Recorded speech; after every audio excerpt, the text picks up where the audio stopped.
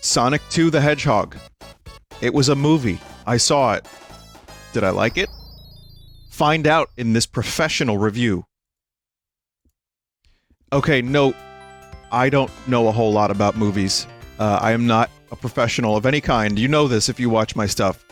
I could just tell you if I like it or if I don't like it, and I'll do my best to talk about it a little bit without too many spoilers. I'll separate the spoilers into the second half of this video. Hopefully we won't go too long.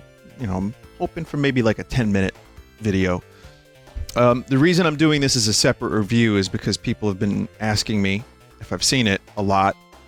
And the first movie was something that I enjoyed, and people wanted to know, will I like the second one? So, in short, yeah. I still don't feel like I'm the target audience for this movie, but I couldn't help but enjoy the first movie because it was like a fun fish out of water, very safe but also fun video game adaptation.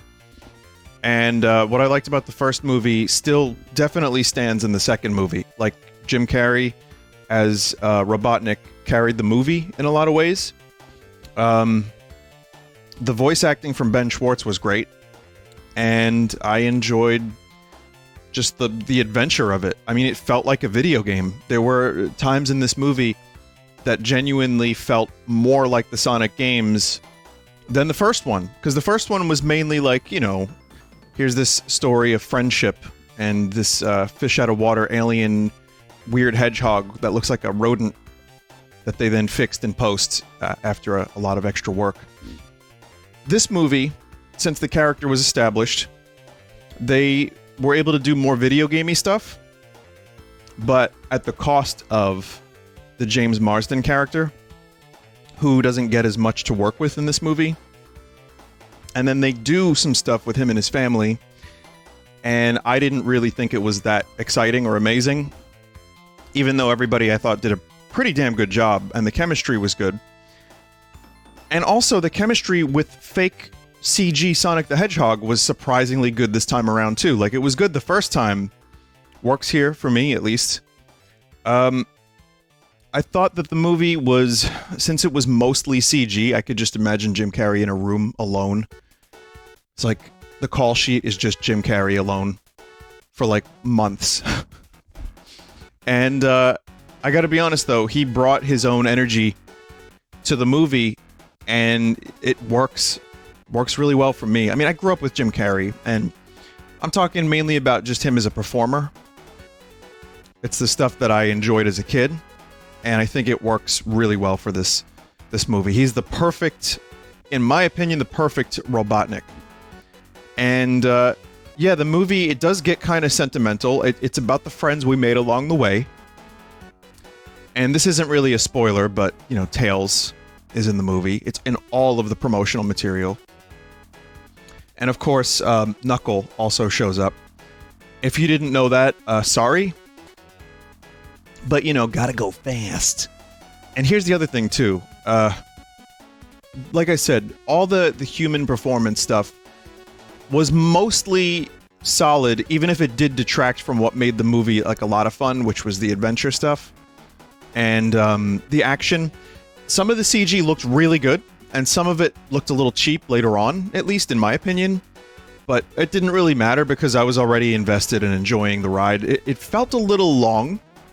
My instinct would be like, cut 15 minutes from the movie and you got yourself a solid thing. Like, they do a subplot for one of the human characters that's cute, but also, like, why? But here's the thing, I wasn't expecting this movie to change my world. It's just a fun video game movie with some goofy performances. And as a movie like that, it works. It's, to me, just about on par with the first one. So, you know, the sequelitis thing doesn't detract at all. The Tails voiceover, the voice actress is very good. Idris Elba as Knuckle. I get what they were going for with him, like a primitive, you know, and I know they do the meathead thing, and he's like, I don't understand friends. But I thought he did a good enough job, even if some of the line delivery was, like, probably intentionally flat. There's a couple fun scenes where, like, they do a dance-off, and, you know, overall, it was just a lot of fun, inventive stuff that happens. Some of it very video gamey, like, oh, I've got power, and then some of it very silly, and some of it just, you know, a little boring. But at least all the side characters are likable enough, like the stupid deputy, who I enjoyed his dumb quips. And I can't help but love James Marsden in the role he's in, and his wife. They're both very good. But also, you know, again, to me, that was the stuff that didn't fully work. What worked for me was, believe it or not, the friendship between Tails, Sonic, and Knuckle. I thought it was, I mean, I guess that's a little bit of a spoiler, so, retroactive spoiler, sorry. Well, it's not really much of a spoiler. It's, you know, Knuckle is a bad guy, but he's confused, and therefore there has to be some kind of resolution there. And, you know, I'll let you figure out the rest, but truthfully, it ended up being a pretty good...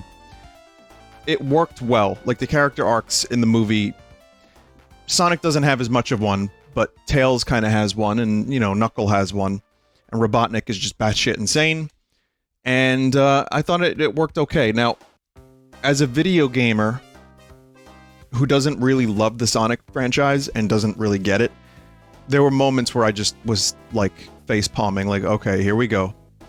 I finally know what a Chaos Emerald is. It took this long. Don't really care for the lore. I watched the Saturday morning cartoon, and I played a couple of the games, mostly the bad fan games, but these characters are not dear to me whatsoever. In fact, I actually find them kind of annoying at times, but weirdly enough, the movie made me appreciate it, because it builds a core, like, you don't need to be a Sonic fan, and it builds this, like, you know, this, like, story one thing at a time. Last movie, Sonic gets established. This movie, his friends get established. And then they just up the stakes and do more crazy shit. So, in that sense, I thought it was a perfectly fine movie with many video gamey moments and good CG action, of which most of the movie just ended up being that later on, as you can see here in this trailer. But still very, very fun to watch, and a couple of Indiana Jones moments, which I enjoyed. You know, and they really leaned into the memes. At one point, Knuckles shows up. Here's a spoiler. It's not a huge one. In fact, there's really not much to spoil. You know where the story's going. It's a Sonic movie. You know, aside from the post-credits scene, which I will not be talking about, because people in my theater went absolutely fucking mental for it. But aside from that, there really isn't much to spoil. It's just a couple things that happen. There's a couple of little emotional moments, and then somehow you get invested in weird creatures that are fully CG. I don't know how it's done. Maybe it's the performances, maybe it's the writing, maybe it's both, but it worked. Though, here's the spoiler.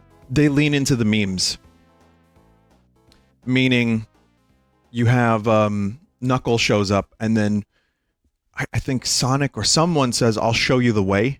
I'm like, okay. Okay. There's gotta go fast. Sonic makes an appearance. They know what this material is, and they lean into the absurdity of it. And as someone who knows the memes more than the games, I had a number of moments where I laughed out loud.